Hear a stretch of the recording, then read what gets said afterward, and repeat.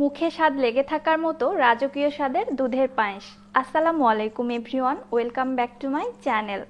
পায়েস তো আমরা অনেকেই রান্না করতে পারি, তবে কতটুকু দুধের সঙ্গে কতটা চাল দিয়ে পায়েস রান্না করলে এত বেশি মজা হবে এবং খুব অল্প সময়ের মধ্যে কিভাবে পায়েসটা রান্না করা যাবে সেই ট্রিক্সগুলো সহ আজকের রেসিপিটি আমি আপনাদের মাঝে শেয়ার করছি। এই পায়েসটা খেতে এত বেশি মজা হবে, আমি 100% গ্যারান্টি দিয়ে বলতে পারি।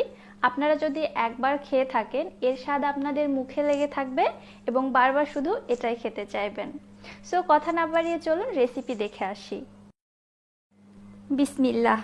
এখানে একটি মিক্সিং বোলের মধ্যে নিচ্ছি আমি হাফ কাপ পোলাওয়ের চাল। চেষ্টা করবেন পোলাওয়ের চালটা দিয়ে পায়েস রান্না করতে, তাহলে খুবই ভালো সুগন্ধ আসে, পায়েসটা খেতে অনেক বেশি ভালো লাগে। এবারে নর্মাল ঠান্ডা পানি দিয়ে আমি চালগুলোকে ভালোভাবে কচলিয়ে ধুয়ে নিচ্ছি।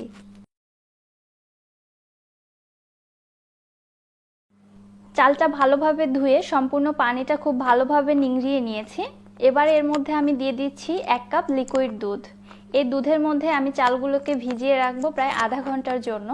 এইভাবে চালটা ভিজিয়ে রাখলে চালটা অনেকটা নরম হয়ে আসে, ফলে খুব দ্রুত সিদ্ধ হয়ে গলে যায়। ফিরে আসলাম একদম 30 মিনিট পর। চুলায় একটি হাঁড়িতে আমি নিয়ে নিচ্ছি 2 কাপ লিকুইড দুধ। আমি 2 কাপ দুধ দিয়ে আজকের পায়েসটা তৈরি করব, এজন্য হাফ কাপ চাল নিয়েছি। আপনারা এইভাবে মেজারমেন্টগুলো ফলো করবেন। যদি 1 কাপ দুধ নেন তাহলে এখানে চাল লাগবে 1 মুঠোর থেকে সামান্য একটু বেশি। যদি 4 লিটার দুধ নেন তাহলে এখানে লাগবে 1 কাপ চাল। এইভাবে চাল এবং দুধের মেজারমেন্টটা আপনারা ব্যালেন্স রাখবেন, তাহলে দেখবেন পায়েস খেতে অসম্ভব মজাদার হবে। এবার আমি এর মধ্যে দিয়ে দিচ্ছি 4টি সাদা এলাচ এবং 3টি দারুচিনি। এলাচের মাথাগুলো আমি ফাটিয়ে দিয়েছি, ফলে ফ্লেভারটা খুব ভালো ছড়াবে। এবং দিয়ে দিচ্ছি 2টি তেজপাতা। তেজপাতা দুটো আমি মাঝখান থেকে কেটে দিয়েছি। এবারে নেড়ে চেড়ে অপেক্ষা করছি দুধের মধ্যে বলক চলে আসা পর্যন্ত। দুধের মধ্যে বলক চলে এসেছে, দেখতে পাচ্ছেন। এবার আগে থেকে যে চালটা আমি দুধের মধ্যে ভিজিয়ে রেখেছিলাম সেই চালটা এবার দুধ সহ পুরোটাই দিয়ে দিচ্ছি।